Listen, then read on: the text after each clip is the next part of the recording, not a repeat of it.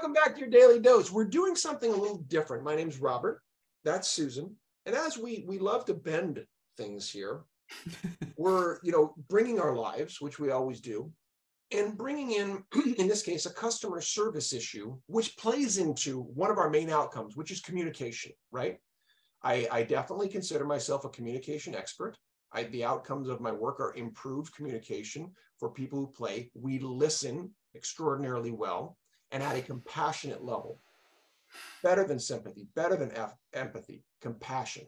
That's how we play.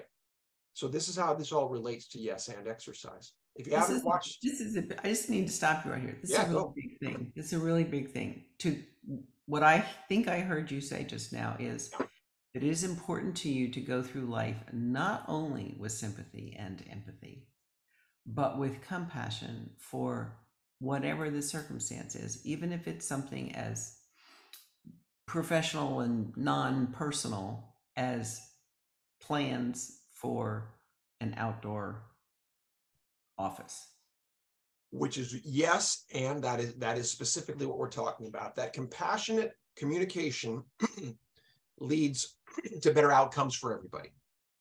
So allowing yourself to be with, right? If we remember, sympathy is hearing, empathy is feeling, and compassion is being there.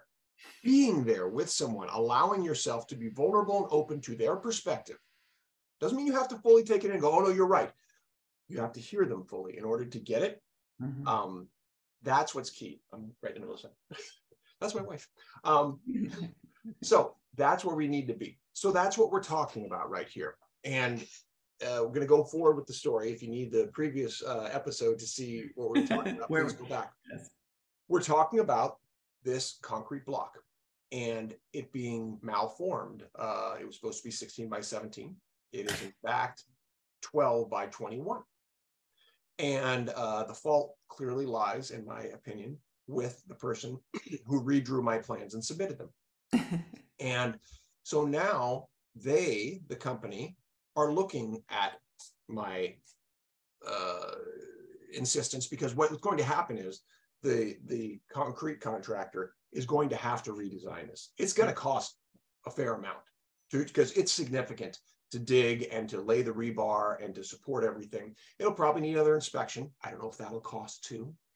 But it's going to be a significant cost. And I told the company, I need you to cover this. Yeah. This is your guy.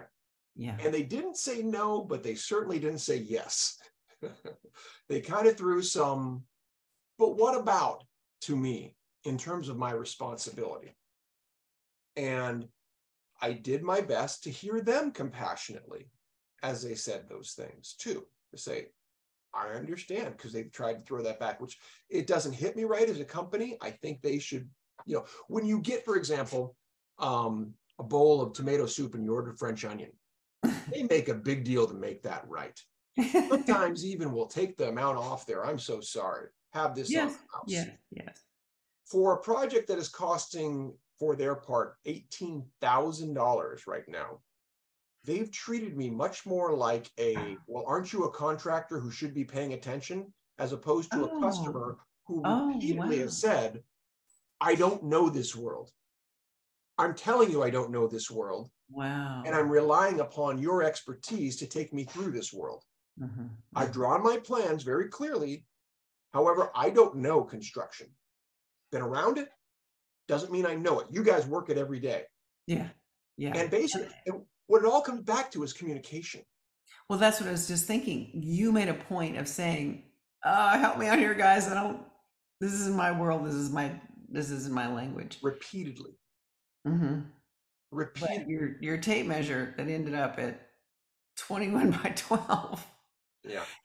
It wasn't hard for you to figure out that was not 16 by 17. My heart just went crazy. It was last night. I was in the best mood because this is a time-sensitive project based on some things going on needed to happen. And this is the resolution I want to head toward. And I'll probably lead into this next episode. But just to say, where my peace came was, number one, recognizing I didn't screw up. I looked at the facts. I calmed down. I looked back. No, I was very clear. And number two was the time factor, to say, what if this project isn't done when I want to? Does Okay. that end things? So we're going to talk about time Yeah. Yeah. on our next daily dose and what it does to expectations.